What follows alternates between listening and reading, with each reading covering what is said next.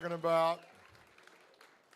Just want everybody to know there's a ton of spaghetti left over. So anybody live in a recovery house, be sure and get some when you go home tonight. We have enough for all the houses to have another spaghetti dinner. And make sure you log into your red cap. If you haven't done that, you can do that. But we're already exceeding our level of noise, acceptable noise. So listen up. Hey, no noise. That goes for you. So, I mean, seriously, there's a lot of people here, and we want to hear everything everybody's got to say, so we got to be respectful of that, okay? So treat it like you're in church on Sunday. Where's Deacon David? You still here, David? David Dunstan, where are you? Mr. Dunstan, where you at? He slipped out. He's committing a sin somewhere.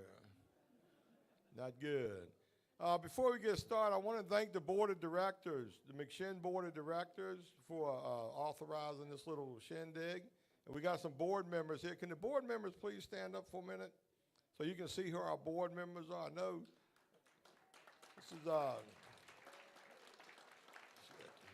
Debbie Rosenbaum, Mary Ellen. I saw Dusty here earlier. I expect she might still be here. Chick Jordan, is Chick still here? Virginia Hall, Chick Jordan. Hey, board members, stand up, please.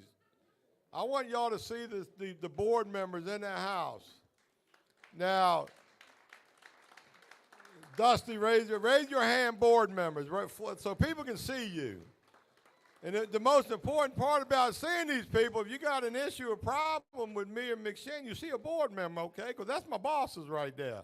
So thank you so much for coming out and always supporting us. And Chick's one of our founding board members. He came here 19 years ago. Chick's the old guy, by the way. He could actually run a marathon when he got here, so we appreciate you hanging out, Chick. This thing would not take place without all the help that helped. And Barbie and Mike and all the kitchen help and all the people that helped us. Give them a big round of applause for helping us. And I do want to applaud all the, who's all the McShin participants? Stand up, please. All the McShin participants, please stand up.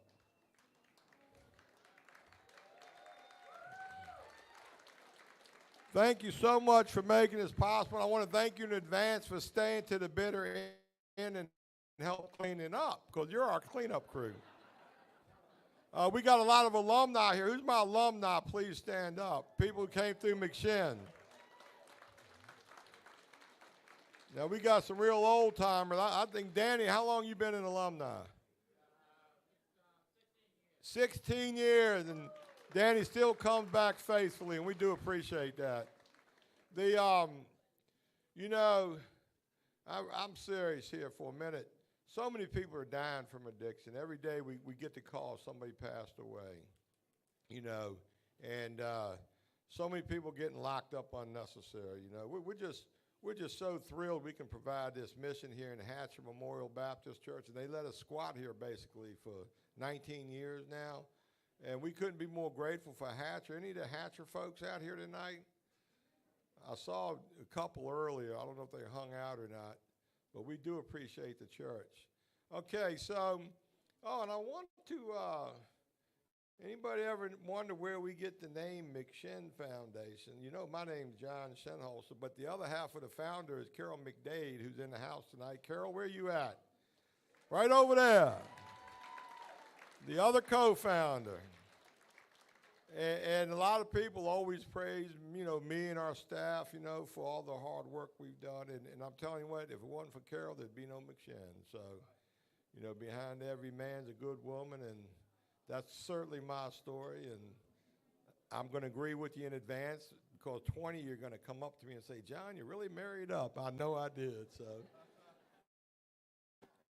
We can spot a good one every now and then. I'm not going to bore you with any other detail. Oh, be sure and get you a free book off the back table, too. Our speaker tonight, you're going to hear in a minute, he wrote a book, and his book's on the back table. And Honesty wrote a book, and her book's on the back table, and I read them both. They're phenomenal books. Feel free to grab a book. So, but at this time, I'm going to invite our CEO up here, Honesty Liller, and she has a family commitment here in a little while, but she's going to say a few words and introduce our speaker. And please, you got to keep the noise down in the back during the speaker meeting. And some of you younger folks, give up a chair to one of the older folks if they need it. And we do have some seats still open up front. And we do have a crew of people here visiting from Arkansas. How about the Arkansas people stand up real quick? They come all the way from Arkansas to spend a couple days here to see how cool McShin is. But anyway, here's our CEO. Warm welcome for Honesty Liller. Yay! Oh my gosh, I've been with that for 15 and a half years now. Woo! Hi everyone, I'm Honesty. I am a woman in long-term recovery since May 27, 2007. I walked through these doors over there and moved into the McShin Foundation the next day, and I've just never left. But I got my own house now and an awesome life because McShin was here to help to save my life, and John and Carol and Chick and all the people before me. McShin rocks. I mean, you know, I don't really know what else to say. I love my career I've made from my heroin addiction, and being able to walk purpose every single day and get to hang out with y'all. I mean, this is the coolest. I mean, it's hard and tough and you know, sad, and we have a ton of different emotions, but it's super cool to be able to see all these people here, and everybody, for the most part, is in recovery. I mean, look at this is a lot of people in recovery, right? McShin freaking rules.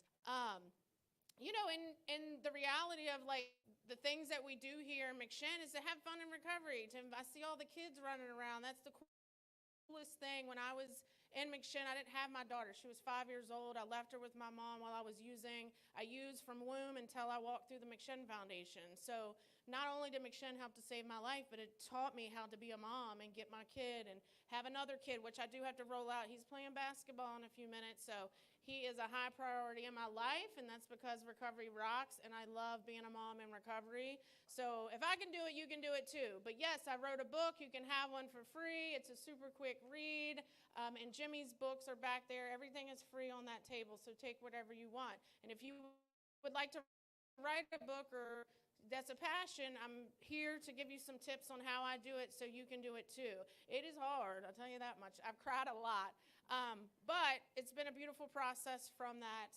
But yeah, just remember, I walked through McShin with 2 garbage bags full of clothes, and I hated myself.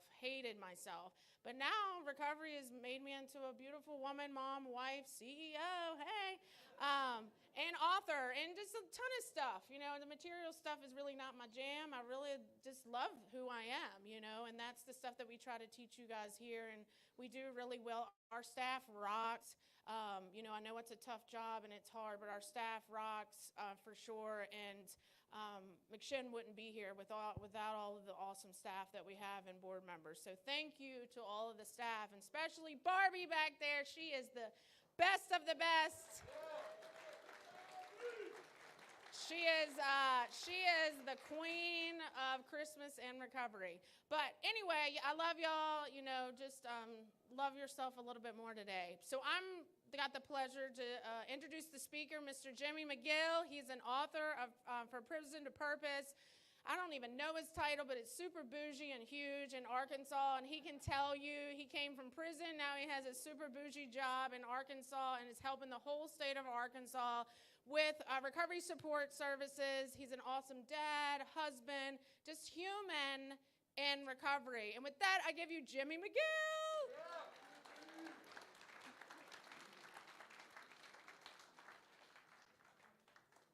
He said you could use this one or not. I've got a lot of images, bougie. I don't know if that fits. So, but before we get started, can we just take a second? The hard work it takes to put on any event, even if it's a casual one just for you guys. I saw people here from 2 o'clock on bringing and cooking, and so can we just give the McShin Foundation a round? I also want to say thank you, John and Carol and Honesty. Along my journey, I've had I don't do anything good except get high and get caught. really well. And so I've had the myself and learn some things from people who do things better than me. And honesty, the fact that you pick up that phone, Jesse, John, Carol, I can't count the conversations I've had because I literally went from sitting in a state prison to a state position, and your guidance and the knowledge that you've passed down has been invaluable. Thank you, McShin. So, with that, my name's Jimmy McGill. If I stay clean, between now and the 27th of this month, I'll have 8 years clean.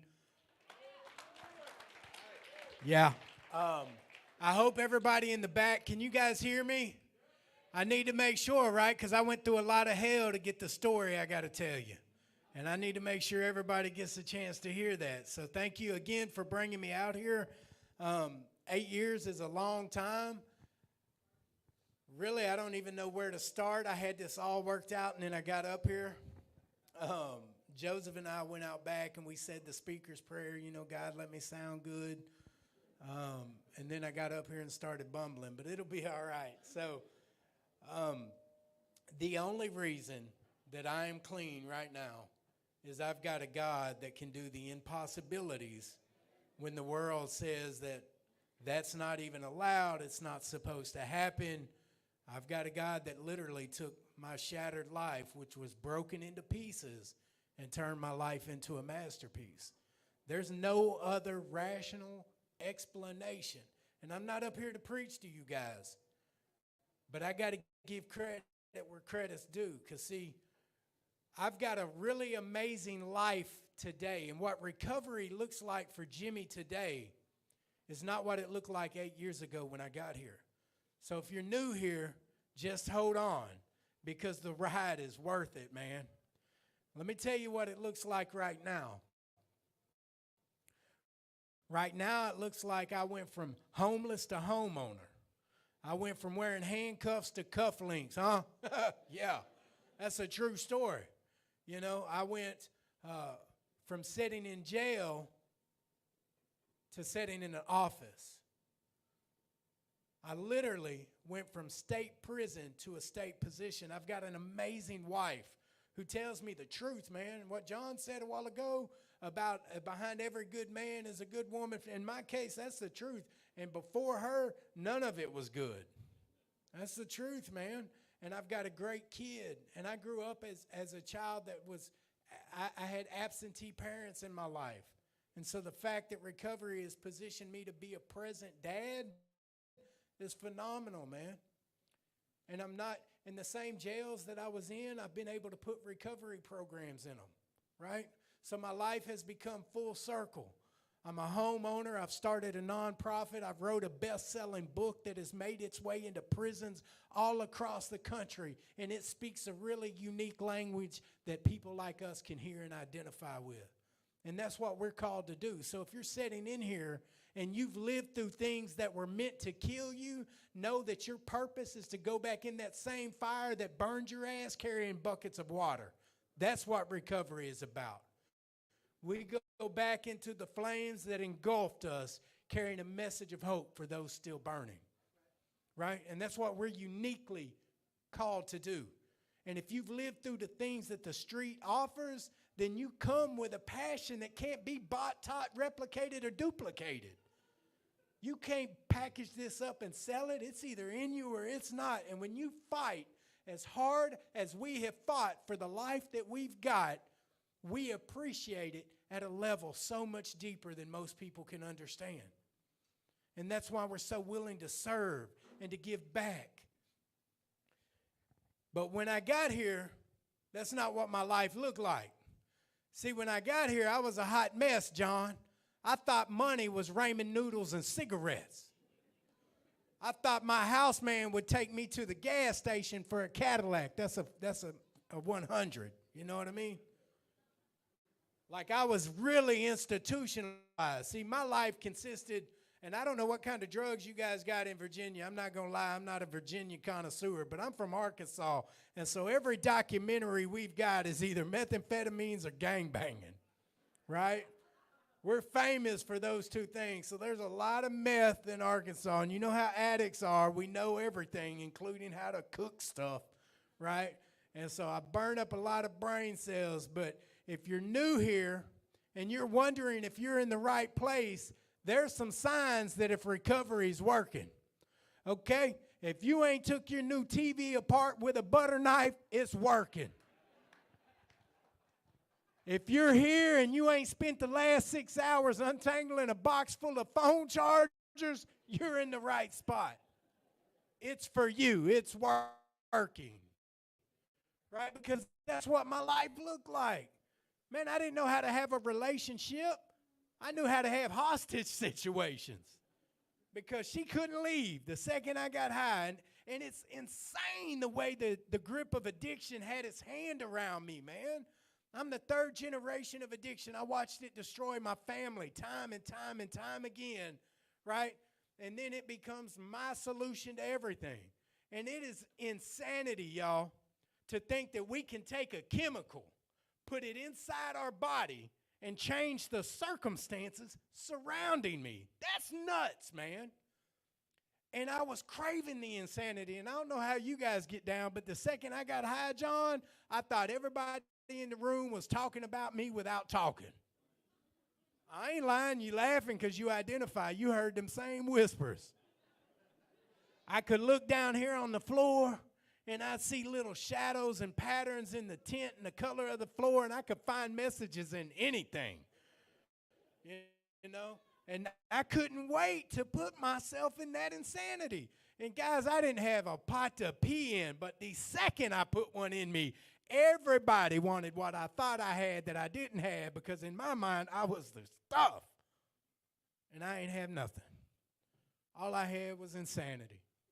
Right? And so my life took me into some really dark places, man. I spent 6 different trips to prison, in and out, because I got down in them streets. The 2 things that I did real good, I told you a while ago, was I got high and I got caught.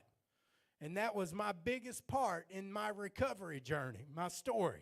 All I did was show up. Everything else that has happened that has been so miraculous, that's all God.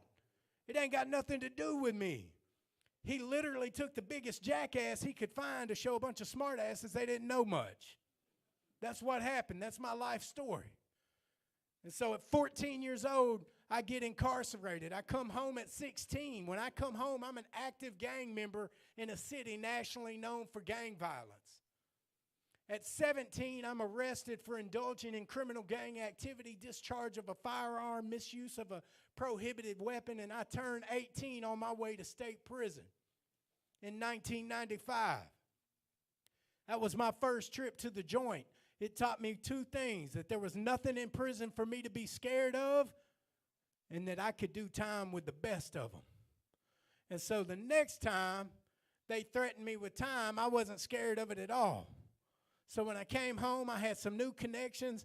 I had a new mindset. I had all kinds of, really that first trip ruined my mindset. Any shot of being a productive citizen died in that incarceration. And that's why one of the things I fight for is to treat the disease of addiction instead of incarcerate it. I want to share some numbers for you. In 2021, 107,000 Americans died from a drug overdose.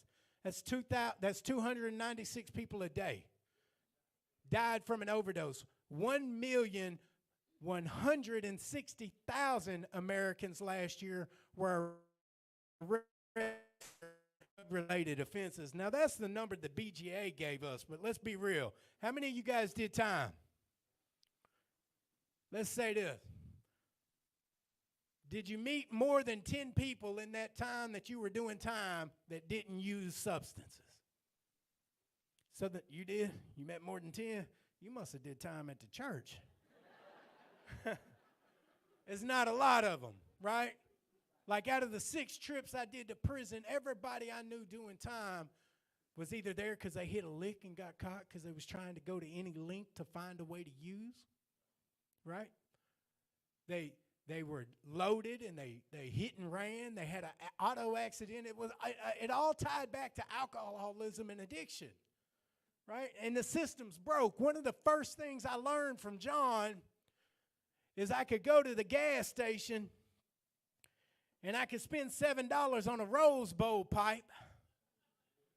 You know this story, John? Well, it's 7 now. It went up since you smoked. Now, I can spend $7 on this pipe. I can drive them. Now, Uncle Sam taxed me $1 for the pipe because they got to have their cut. Now, I'm going to drive a mile up the street, and I'm going to get stopped, and guess what happens? I got a paraphernalia charge. Now, the same the same system that taxed me is going to have to pay $56 a day to house me because my history won't give me a bond, right? And it's going to cost the community that I live in a fortune to house me for a charge that they legally set me up to get. That's the broken system that we live in, and nobody sees it like we see it. So I tell you this to hopefully inspire a spark of advocacy. Because see, advocacy is when we take our passion and our lived experience and we get pissed enough that we get mad and do something. And the madder we get, the louder we get. And one thing I've learned about the role I'm in is when you get loud enough, they can't ignore you. And if you want to be the change, you be the change. But when I was in the grip of addiction, I couldn't see that, right? All I could see is this is the life I'm living. So I'm in and out of the system. I can't have a relationship. The only relationships I'm in are horrible. I get high. The second I get high, she's cheating on me with everybody. It doesn't matter if it was real or not, but that's the way I saw it. And so it was just horrible, right? And so my relationships were paranoia, insanity, distrust, and infidelity, I guess is the word I want to use, right? So my relationships was crap. My parenting was crap because when I needed a father, he needed a needle, and that's a true story. My daddy loved me the best he could love me, y'all. I'm not dishonoring my pops in any way. But see, my dad died at 66 from the untreated disease of addiction. He did not find the solution of recovery that I found. Okay? He did the best he could, and when I say he was my best friend that last trip to prison, he didn't miss a visitation day. He was there, and he loved me enough to bring me cigarettes, 8 balls, it didn't matter. That was the only way he knew how to show his love. Right? That's not the dad that I get to be today. So I don't know how to be a parent. I don't know how to be a husband. I don't know how to be a friend because the only friends I had, I hit licks on. I know I'm not the only person here that sold a bag of cut and then did it with the person that bought it so you didn't look bad.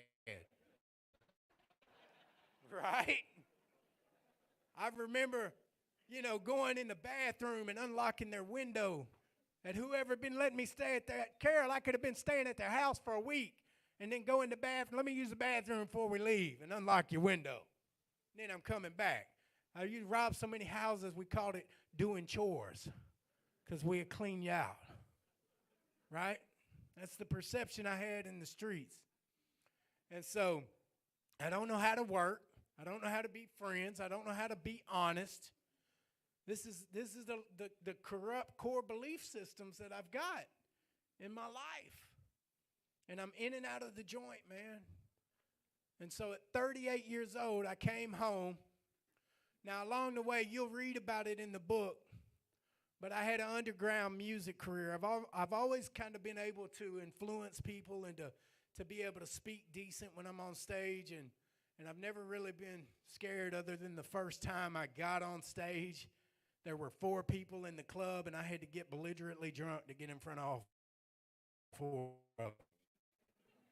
And I won't ever forget it, yeah.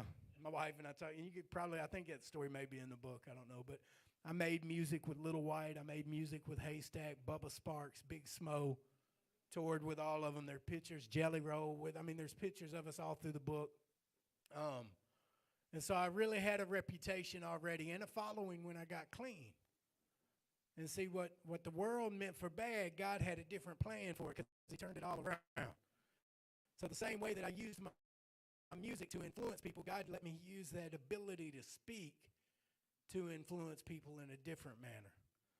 And it's crazy because the biggest crowd that I ever stood in front of in my addiction was about 750 people. That better not be dope, man.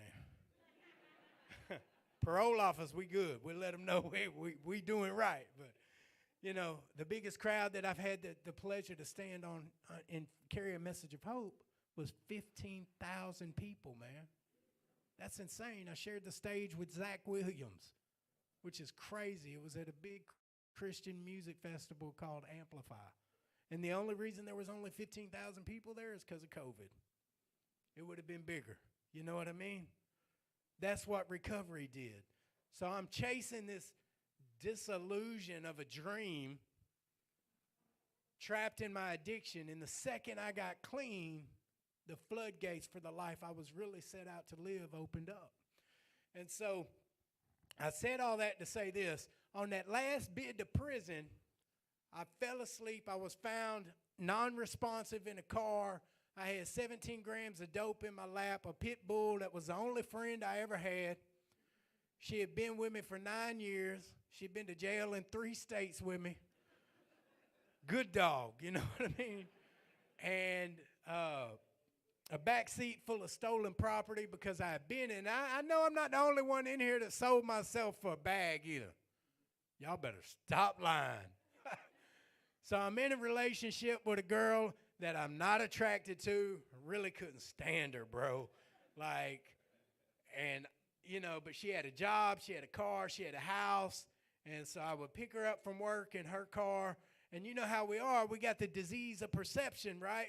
We can't see things the way they are, John. So technically, if you let me drive your car twice, we co-owners, you know?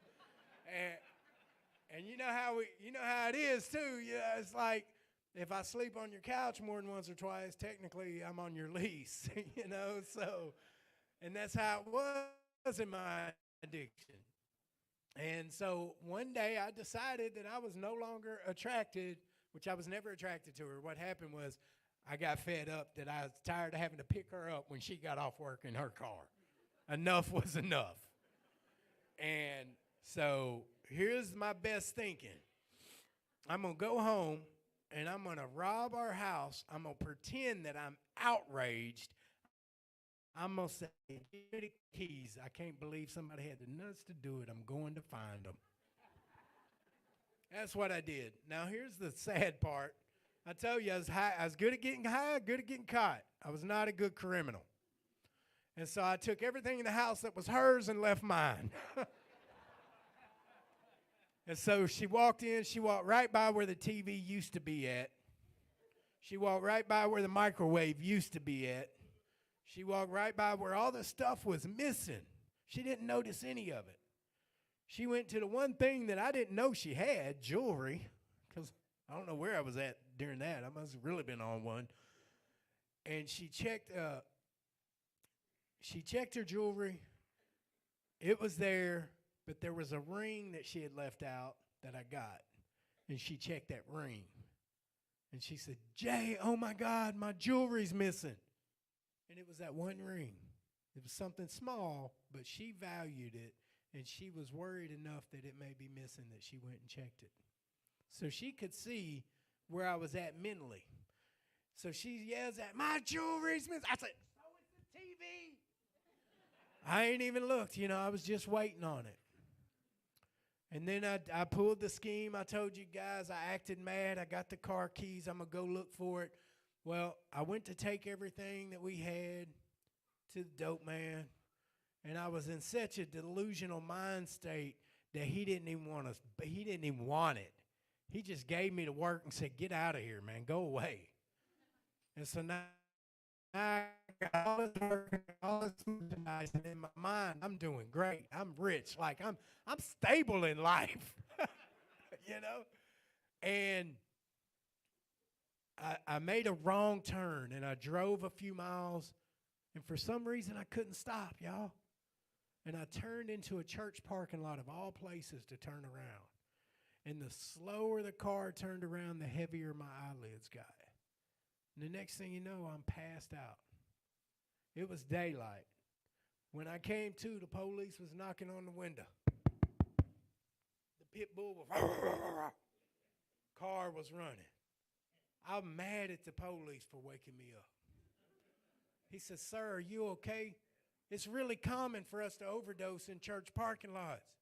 This man trying to make sure I'm not dead." And I said, "Yeah, I thought I was supposed to pull over when I was tired. Plus, I'm on parole and ain't got a license. Let's get that out of the way." Like me being a butthole to him was going to make him be nice to me. Right? That was my mindset. And so he tells me, step out of the car. All the dope falls. I go to prison. Now back to the music piece. While I'm doing this parole violation, I'm fighting this dope charge. This is my 6th trip to prison, y'all. I'm 38 years old. I got caught with so much dope in Lone Oak County, they're known for handing out sentences like hotcakes. And so in my mind, I'm never coming home again with my history. And if I do come home again, I'm going to be too old to enjoy any form of life. The life I knew was over. And it was. And that's still true today. Now, there was a girl who had been following my music. She's been right. I get this letter out of nowhere after about 2 months in. She said, "I seen you ain't been posting on social media, so I Googled you, and you was in jail." And so I'm like, ooh, commissary. I wrote the pen out, and I'm like, "You're my stan." My biggest fan. And so I start shooting game. You know how we do, fellas and ladies. And the next thing you know, she's sending me pictures and money, and so she does try to help me get into treatment. I'm like, the only shot I got at coming home is if you can get me into recovery. Now, I have no intentions of staying clean. My only initiative is to manipulate the system so I can beat this charge. Okay, I got a little bit of lean. I'm going home for a little bit because she got me in somewhere. Now, this is how I got tricked into recovery, which later on got me on the stage talking to all you beautiful people. And make no mistake, you're all beautiful. And so I get out. I can't believe it. I got a court date set, and I'm fighting this charge. It's my first day home, and I'm in shock. And the next thing you know, I get a call at the Kim Free house. It was a lot like McShin. It was, it was very similar to here. And she says, "Hey, I'm coming to get you, and we're going to go to a meeting." Well, I've been in prison for the last 9 months, so I thought a meeting meant we're going to go to the park and do the hanky-panky. You know how it is when you come home, guys. And so it wasn't my wife, y'all. Don't think that. And so she comes to get me, and she really took me to a meeting. And I sat in that meeting like this, rocking on my hands and knees, mad as heck, looking at her, like shocked, because I don't understand any of this. And they're dressed like I'm dressed now, but they're talking. The things they're saying, it's not adding up, man. And all these people are happy, but I can tell they really been in the streets. So I'm like, man, maybe they're police. I don't know. But I kept going back to, well, maybe we're going to go to the park after the meeting. And I heard a message of hope, man. So there's no wrong reason. So if you're in the men's house and you come in here to look at the girl, keep coming. If you're in the girl's house and you come in to look at the boy, keep coming. Because I didn't have the right intentions when I got here. I sat in that meeting, man, I was 38 years old, confused, walking identity crisis. My hat was on backwards. I was throwing gang signs in the parking lot. I looked like a senior citizen thug. I'm telling you, man. And it still comes out in me today, though. Ask John. Like, I'll call him, man. I'll be in a suit and tie. I'll literally be leaving the state capitol from a legislation meeting. Them folks can't tell if I'm going to rob them or email them. We get to stay true to who we are. We just learn some spiritual principles to really help us transition, man. And I'm giving you some good information, y'all. But if you don't take it and you don't apply it, you won't see the transformation that's promised in recovery, right? And so I hear this message of hope in the meeting, man, and I won't ever forget when it really hit me that I had a drug problem, and never did it occur to me that it was the drugs. It was always something else. As long as I had somebody I could compare it to, I didn't have a problem. When I was snorting, it didn't matter because I didn't hit the pipe like this old dope fiend, dirty dude here. And then when I started smoking, well, that's okay because I don't smoke in front of the kids. Yeah, smoker. And then when I'm smoking in front of the kids, it's okay, Chelsea, because I don't use needles. And then when I use needles, it's okay because they're not dirty. Till I caught Hep C. You know, it just kept getting progressive, man. And never dawned on me until I heard this. The guy in the meeting said, when I sold my food stamp cards, any of y'all ever do that? Hey, fam. To get a bag, I didn't have a drug problem. I had a hunger problem. Man, I felt that just like you guys sold my stamps. He said, when I sold my TV and DVD player to get a bag of dope, I didn't have a drug problem. I had an entertainment problem. Man, I felt that too. And he said, when I sold my car to my drug of choice, I didn't have a drug problem. I had a, man, y'all sold my car, man. Hey, it hit me like a ton of bricks. I felt it. And all of a sudden, the light went off and the mask came off. And I thought, oh, my God, I can't do this by myself. I have a living problem. I'm addicted to dope. And so all my life, I learned that the substance had been my solution. And then my solution became my biggest problem. And it took me to some really dark places. So I end up in recovery. One of the first things I do, and y'all listen, along my prison journey, I got to tell you this. You ever heard of the West Memphis 3? So I did time with the West Memphis 3. Jesse, Miss Kelly, and I, we slept beside each other. We were pretty close. I did time with the blue light rapist, Todd Birmingham, for a couple of years. The I-40 sniper, we became really close. We were good friends. I could go a long line, the list of famous killers that I met. And I'm sure you guys did, you know the game. Like if you did any serious time, you've met them too, right? And so my name rang bells in prison, right? Because I was not scared of going to the hole. I believed that the only way for a person to deal with me was to either kill me or call the police. That was it. And so none of those people ever talked to me the way my wife has talked to me, right? Yeah. And I was in recovery, and she was, I remember looking at her and thinking, she looks interesting. And and she basically told me to pull my pants up, to turn my hat around, that I was too old for that stuff, and I looked ridiculous.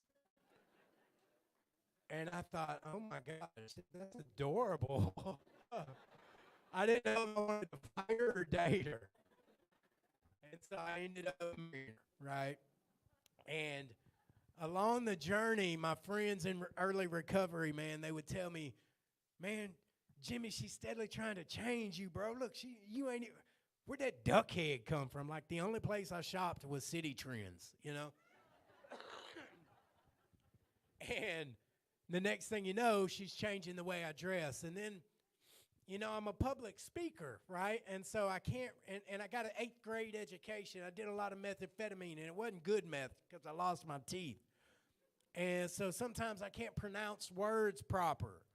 And so she would say, that's not how you say it. It's infringement, not infringement.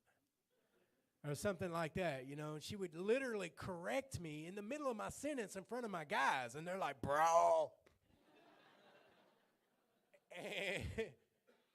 And it used to frustrate me until I found myself on stage in front of 1,400 people, and all of a sudden I realized I said the word correctly because she had helped me learn that. And I learned something, and I say that to say this: if you're here and you're new in recovery, people are going to tell you, if that person loves you or likes you, oh Lord, it must be my timer, then you don't let them change you.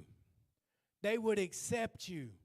Listen, maybe you don't need accepting the way you are. Maybe you need changing. And I thank God that he sent me a partner that saw who I had the potential to be and didn't accept me for the mess I was.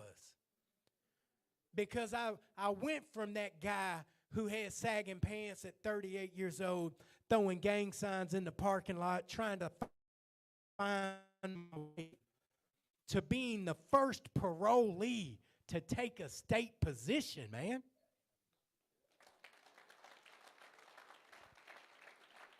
I went from that hot mess to a hot message is what I'm trying to tell you. And the same test that I struggled with became my testament, right? And none of it was me. It was all God. Don't fool yourself. All I did was show up, stay clean. And if you do those two things, life will continuously get better. I promise you, it will not get any worse if you stay clean. You may go through some things, but recovery gives us the ability to face adversity with serenity and not have to lose my stuff. When I get mad at you, I don't have to swing on you and change the way I feel with anger. I may not know how to talk it out all the way all the time, but I'm learning, right? When I go through some trials and tribulations, when the money's tight, I don't have to go kick a door in and hit a lick. All I got to do is stay clean, because the second I sprinkled dope on it, life got messy. And as long as I stay clean, I got a shot at a better today. And that's the truth, man. I work under the same man that arrested me. The same cop that put me in prison 3 times got appointed to be the drug director of my state, which means he's over recovery, treatment, prevention, and law enforcement, the second most powerful person in the state. He heard me share my recovery one time, and in that one time of sharing my story, I shifted the perception of a decision maker. The man who thought he could arrest his way out of the problem, that once an addict, always an addict, realized that that old lie is dead and gone, that people can recover. And so he says, hey, man, I might have a job opening up. You want to come work with me? I said, man, get off the gas. I am on parole. I can't work for the state. He said, I never said it'd be easy. It's going to be a fight. Well, let me tell you what God does when people says he can't and he says he can. Because, see, leadership is a biblical principle. And God puts people in leadership in my life. And I don't know what your life looks like, but in mine, he put the right people in the right place at the right time. And so the next thing you know, he says, come do this interview, and I come do the interview. Well, the interview required lived experience, John. There were 4 other people that interviewed. They already worked for the state. I was on parole with a GED, an 8th grade education, a pending drug charge. I had 3 years clean, and I scored 10 times higher than everybody. So don't tell me what your lived experience is worth. The next thing you know, he's got to go to the governor, right? Because I got 19 felony convictions at this point. And they say, hey, man, this is who I want. And the governor's like, what? And the governor signed a special waiver for me. And so when I say I went from the state prison to a state position, I don't mean a low bottom position as a janitor. I mean, I was put in charge of something. They hired me and they gave me a title, and it was State Recovery Coordinator. And I said, okay. And nobody wanted to be in the office with me. I might steal the stapler. I was that guy. There was a lot of stigma. They gave me a badge that said DBHDS Hero. It gave me a state car. They still waiting on it to come up missing. Right? Next thing you know, A year or so goes by, and they're like, well we not, they don't want to give you just a little bit of money, right? Because the addicts, the recovery was new in our state, and we're not going to give you much money, but we got $100,000 left over of federal funding, and you can take that and you can do something with a recovery program. So we started two peer support programs, one in the emergency room and one in the jail. The last jail I was in, where that cop knocked on my window, was the jail that we put that recovery program in. 1 year later, that peer specialist, the same type of peer specialist that McShin employs, had such good numbers and data that they gave me enough to go from one jail to 10 jails. That one hospital went from one hospital emergency room to 6. Now I got 36 programs under me, and they're all driven by people in recovery. And I know I'll start wrapping this up, John. Okay. You're going to make these folks mad at you, John. It's Saturday night. Oh, you tricked them. And so a year or so goes by, and recovery is really showing its worth. See, I came in this thing with the mindset that recovery has got to flip this system upside down, because I was mad. I told you advocacy is born from anger. The system didn't have to flip itself up. I didn't have to do it. See what happened. When they saw how powerful people in recovery are, the system flipped its damn self upside down. They got out of my way. They hired me a full staff. They gave me a bunch of money. So now instead of $1,000, I got like 6. And so instead of just in recovery, now we have recovery housing. Now we have RCOs. So we went from a jail program to every aspect of recovery. And now we're putting 100 people in recovery in drug courts across Arkansas. Right? That's the beauty of this thing, man. Yeah, that's pretty phenomenal. And so anyway, my new title is Director of Recovery Services, which is cool. Honesty says it's bougie. I've been able to write a book. If you haven't read it, From Prison to Purpose, it's a detailed, step by step of my journey. And I want to say this in closing, right? Recovery keeps getting better. I keep thinking that I've hit my ceiling. And God says, watch this. Right? Nobody, and I want you to know this too. If you're new here, I was new here. And nobody, as they were walking me out of prison for that 6th time, when they were cracking jokes on me, bro, talking about it won't be long, we'll leave the light on, Motel 6, all that stupid stuff they do. You'll be back, trip number 7 on the way. All the stigmatizing stuff. And I earned that. I created a justifiable reason for people to doubt me. None of them saw me flying all over the country sharing my story. None of them saw me standing on the stage with presidents of the United States. None of them saw the White House asking for my advice on drug policy. Do not underestimate what you have the potential to be. And you may not see it now. Because when I got here, they said, what do you want out of recovery? I needed $60 to pay my Metro bill. I needed $10 a week so I could at least have 2 packs of cigarettes. I needed $105 to pay my rent at my Kim Free house. And I needed my parole fees. That's all I wanted. That's all I put on my list. I couldn't see what I had the potential to be. I didn't put that I wanted to be an author, that I wanted to be a father, that I was going to be a good husband. I didn't put that I would have a reason to tell my story. I couldn't see it. So if you can't see it right now, it doesn't mean it's not there, man. Because all those things happened.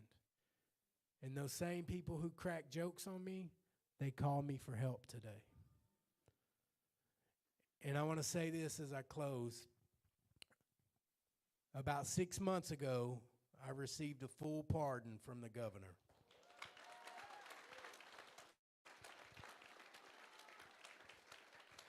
So the book we're writing on now is called Jimmy McGill, Pardon Me, ... Listen, recovery won't give you the keys to the kingdom of heaven. That's between you and God. But what it will do is it'll unlock the gates of hell and set you free. Thanks for letting me share. I love you guys.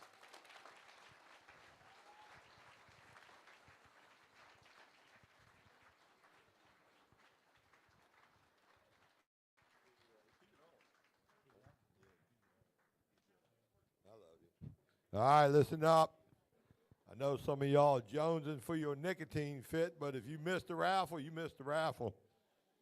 Where's Jesse at? We got some certificates, don't we? Some appreciation certificates.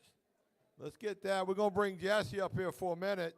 We want to recognize some of our participants in our houses and some of our leaders around here.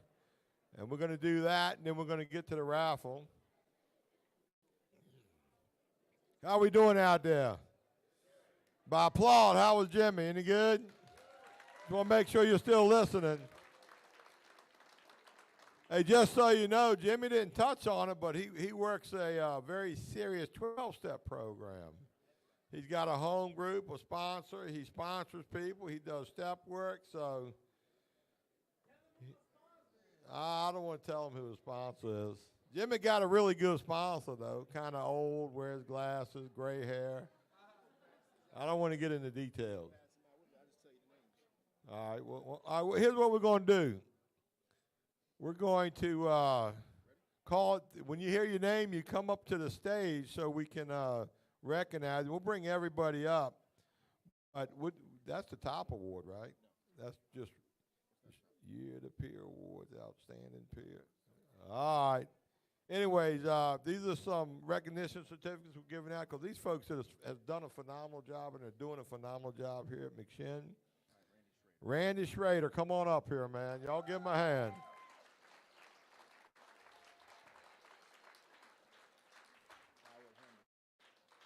Howard Herndon, come on up here, buddy.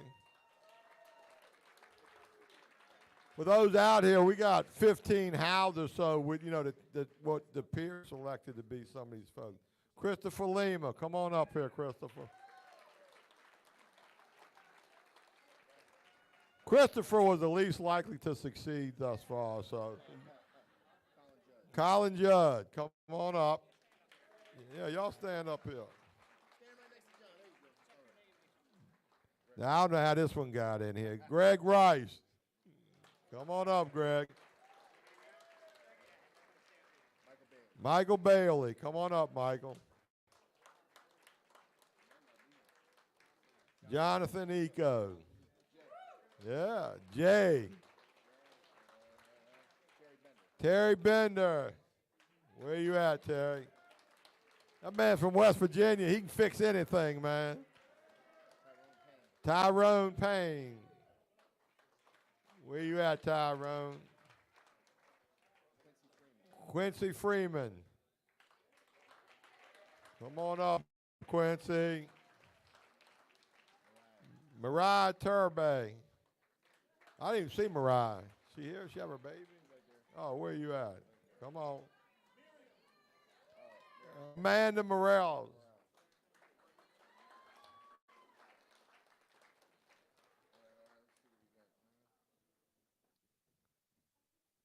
Rachel Anderson.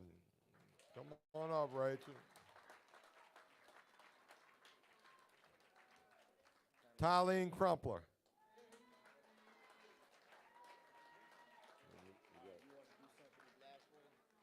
All right, now look. Yeah, we'll do those. All right, all you guys, we appreciate all the hard work you're doing. We want to recognize it's not always easy coming here and dealing with Jesse and Cricket and Christina. But we really sincerely appreciate all the hard work and energy and sincerity that you put into your recovery. And thanks for helping us make us who we are today. And these are little gift cards, token of appreciations. And McShin wouldn't be McShin if it weren't for you guys. So thank you so much.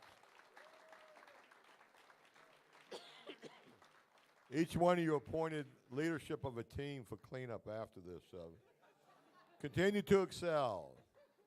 Thank you. Y'all may exit the stage at this point in time. Y'all give him a hand.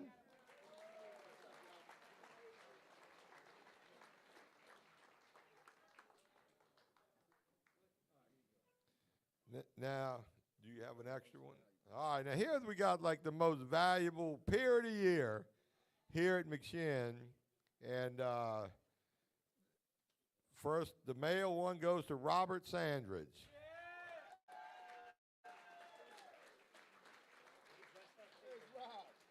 With Robert.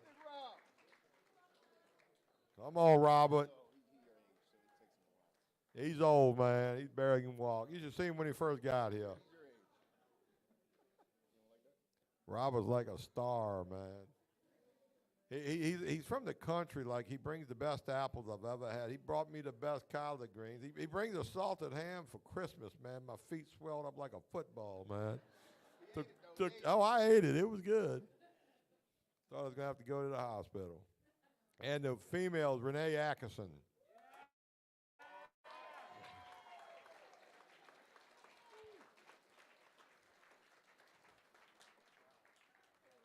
You guys get the extra special gift card. All right, we want to hear a couple words out of y'all. Robert? I am truly grateful. I thank the McShin Foundation and all the staff. That's it.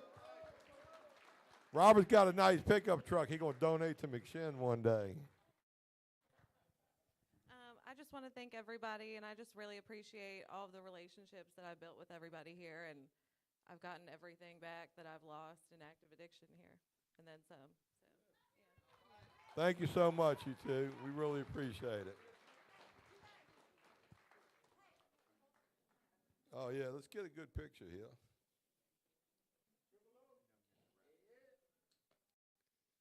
Now what we're going to do, we'll do the door prize raffles first. These are anybody. It's the purple ticket, right? If you got a purple ticket, Jesse going to hand me a ticket. Hey, look, you got to be here to win, too. If you ain't quick about it, we're going to do another one.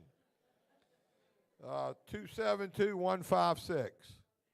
272156, purple ticket. Anybody? 2721. Come on up. Hurry up. While he's walking up, we're going to do another one. Oh, yeah. How many of those we got? We got 5. All right, do another one. Here's another purple ticket. 272124. 272124. Hurry up, man. Make sure they the right one. 272. 272063. Purple ticket. 272063. How many we got left? Next one's 272159. 272159. Anybody got a purple ticket? 272159. Who's got it? Come on. Yeah, there ain't no way. You got 2 of them. You can't have 2. You're only supposed to get 1. Oh, that's bullshit. How the fuck can that happen? Somebody gave him one, John. I don't know, man. Hey, you got to give that to who gave it to you. You hear me? It's the last one. It's the last purple one. 272065. 272065. You got it? Jay's got it. $50 worth of caffeine for you. All right, this is the blue one. Only a participant can win this blue one. And you win that coffee maker back there. 9687160. Last 3 is 160. It's a blue ticket. I'm going to draw another one if nobody's got it. Huh? Hurry up, pull it. Nobody's got it? Blue ticket. And you got to be a participant in the house to get this. 9687253. No, you don't. No way.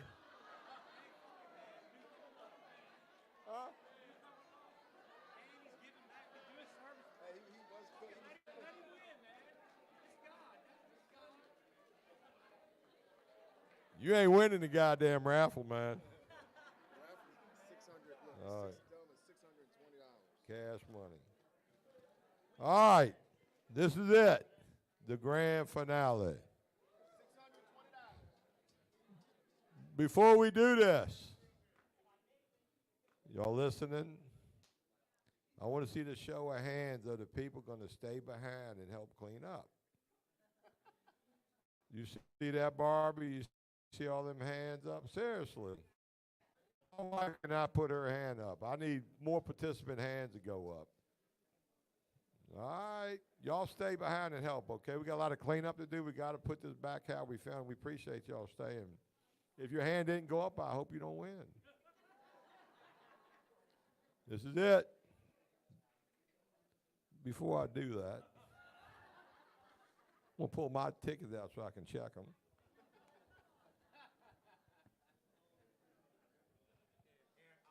All right, Cricket will pull. Go stir them up, man. You didn't buy none? How much money is it? $620. Now, if some newcomer wins this, if your money's a trigger, you come see me. 358-2. How many of y'all got 3582 so far? All right. 35824. How many of y'all got that so far? Really? Stand up if you got them numbers so far. 35824. Jesse just told me it won't me. 35824. How many of y'all got those numbers? We ain't done yet. It's not done yet. Y'all got 358240 so far. Who's got them numbers so far? Holy shit, Mo and Mary Ellen. Are you kidding me? So all I got to do is say the last number, right? If you got 358240, you must have all those single-digit numbers on the end of that. You do. You got a 4 as the last number? We got a winner! Chicken dinner! Woo! All right, listen up. While she's coming up here, we're going to have a moment of silence and close this thing out. Listen up. Oh, whose celebration?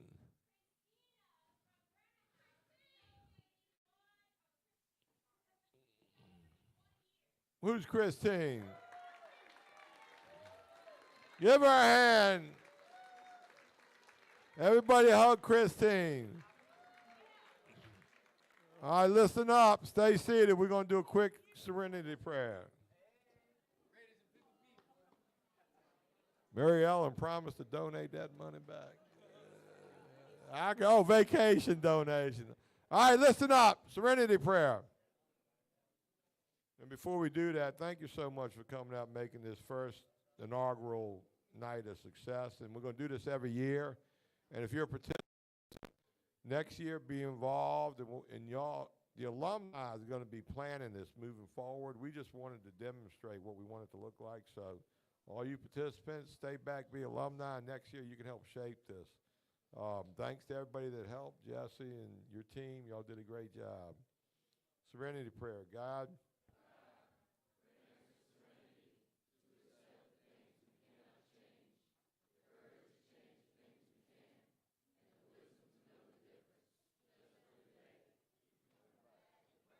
all right, take your time getting out. Have fun.